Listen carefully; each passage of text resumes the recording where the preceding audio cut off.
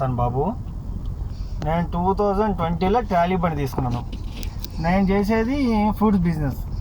Trolley బండి తీసుకుంటే నాకు పెట్టుబడికి డబ్బులు లేకపోతే నేనేం చేయాలి? అప్పుడు నేను చేసేది ఏముంది? నాకు సెకండ్ ఆప్షన్ ఉంది. 2-3 ఆప్షన్లు ఉన్నాయి. ఒకటి, మా తాతగారు కాయలం పోవచ్చు, ఒక ఆప్షన్ అది. రెండోది, నేను సొంతంగా ఫ్రూట్స్ తెచ్చుకొని అమ్మాలి కావేసుకొని. మూడోది, హైదరాబాద్ వచ్చి కారు తిప్పుకోవాలి. ఇదిగో ఎవరెస్ట్లో ఈ క్యారంలో కారు ఇచ్చిండో, కారు తిప్పుకోవడమే. ఓకేనా?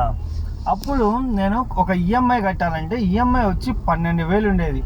ఆ 12,000 నేను ఎన్ని రోజుల్లో కట్టేవాడిని తెలుసా? రోజుకి 3,000, 4 రోజులు 12,000 అట్టబెట్టి కట్టేవాడిని.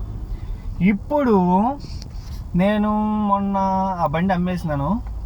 నేను ఆ ట్రాలీ అమ్మేసినాను. ఒక 7 నెలలు 8 నెలలు ఉంచుకొని అమ్మేసినాను.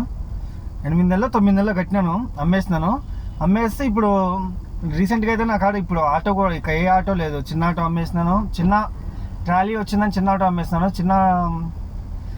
ఇంకా ట్రాలీ ఉంది, ట్రాలీకి వేరే అప్పు ఉంటే అప్పు కింద ఆటో వదిలేసినాను. ఇప్పుడైతే నా కాడ ఏ బండి లేదు.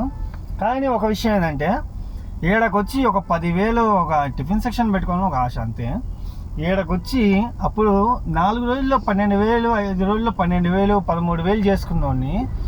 ఇప్పుడు 10 రోజులు అవుతుంది, కనీసం 10,000 కాదు కదా, కనీసం 5,000 కూడా నా చేతిలో డబ్బులు లేవు. ఇంకో ఈ పిచ్చి డబ్బు కోసం అక్కడ ఒక 500, ఇక్కడ ఒక 1000, అక్కడ ఒక 200, అక్కడ ఒక 500 జమ వేసుకొని ఈ డబ్బులు చేస్తున్నాను. డబ్బులు చేయడం ఎంత టాస్క్ అయిపోయిందంటే, ఈ జీవితంలో విరక్తి పుట్టి ఎలా తయారైపోయింది. ఓకేనా?